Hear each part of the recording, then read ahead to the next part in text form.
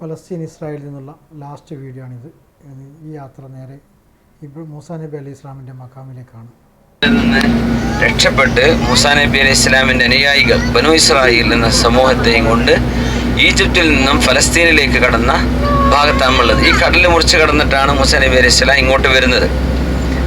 ആ വരുന്ന സമയത്താണ് അവർ വഴിതെറ്റി പോയത്. ശരിക്കും നമ്മൾ ബസ് വന്ന് ആ കരയിലൂടെ വന്നാൽ എന്ത് ചെയ്യില്ല, കടലിൽ മുറിച്ച് കിടക്കേണ്ട അവസ്ഥ വരില്ല. കാരണം അവർ അല്പം പടിഞ്ഞാറോട്ട് തെറ്റിയിട്ടാണ് വരേണ്ടിയിരുന്നത്.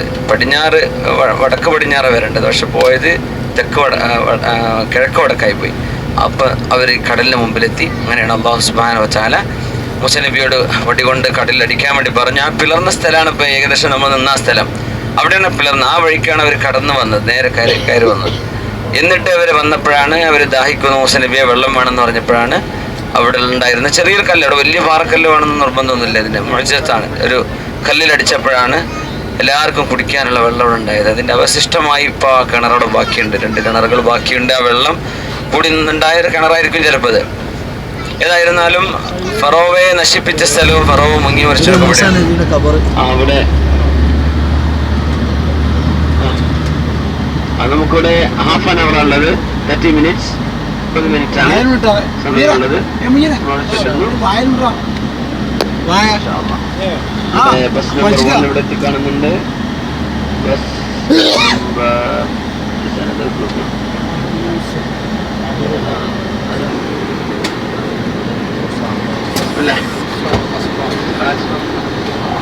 ഹാഫ് ആൻ അവർ ആണ്, പെട്ടെന്ന് ഇറങ്ങണേ. 6 മണിക്കൂർ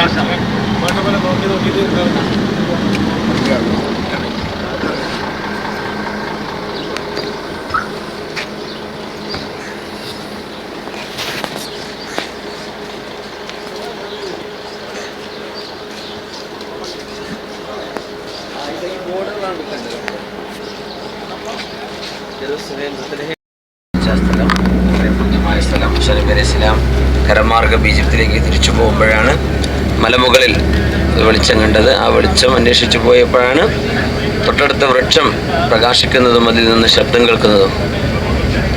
നേരത്തെ അല്ലാഹു തആല പറഞ്ഞത് ഇഖ്ലഅന അലൈക്, കാലിൽ ചെരുപ്പൂരി വെക്കണം.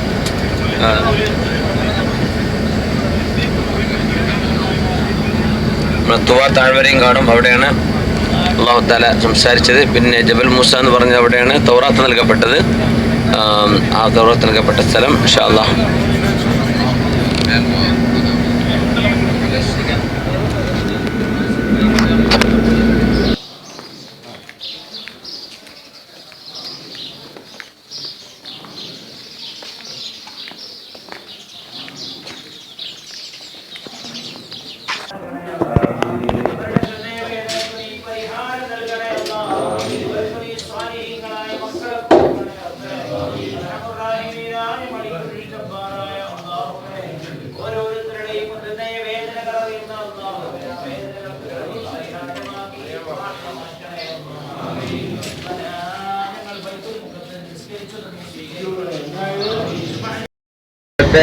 വിന്ററിൽ അദ്ദേഹം വന്ന് താമസിക്കാറുണ്ടായിരുന്ന പ്രദേശമാണ്. കാരണം ഇഷാഖ് മലിക്കിന്റെ പ്രദേശം സിറിയയാണ്, അദ്ദേഹം ഡമസ്കസിലാണ്. പക്ഷെ അദ്ദേഹം തണുപ്പ് കാലത്ത് ഇവിടുത്തെ കാലാവസ്ഥ ആസ്വദിക്കാൻ വേണ്ടി നമ്മുടെ ടിപ്പൂനൊക്കെ ഉണ്ടല്ലോ വിന്റർ പാലസ് എന്ന പോലെ തന്നെ സമ്മർ പാലസ് എന്ന പോലെ അദ്ദേഹം താമസിക്കാൻ വന്നിരുന്ന സ്ഥലമാണ് ഇവിടുത്തെ ഖസ്റുൽ Hisham.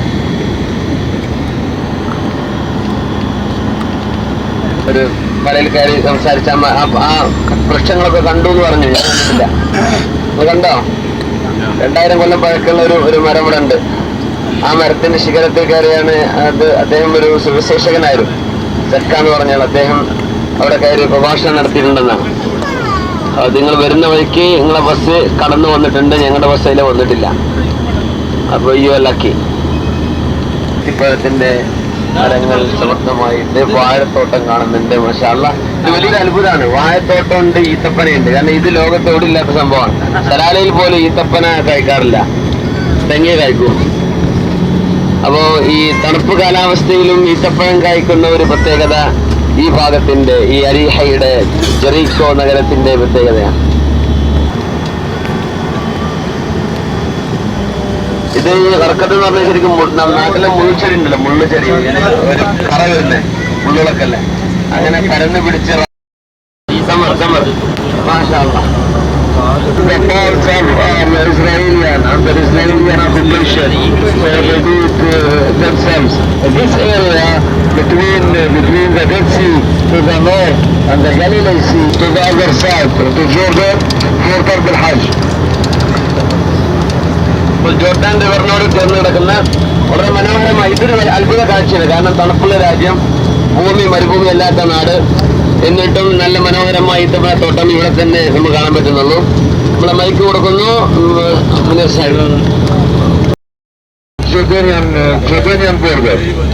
Jordanian border. And then we will pass to Jordan. Is it clear?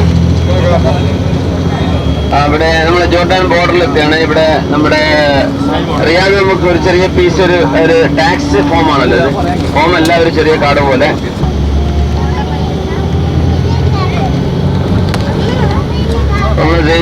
ഇവിടുത്തെ വീടിന്റെ സ്റ്റൈൽ തന്നെ മാറി കണ്ടല്ലേ. വീടെല്ലാം നമ്മുടെ നാട്ടിലെ പോലെ വീട് നാട്ടുമാരി മോൾ ഭാഗമൊക്കെ.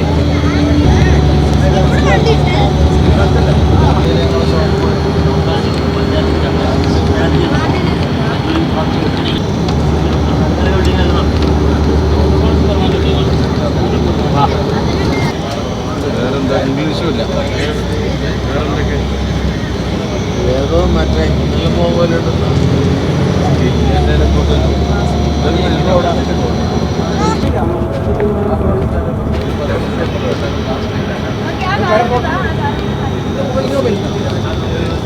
Okay,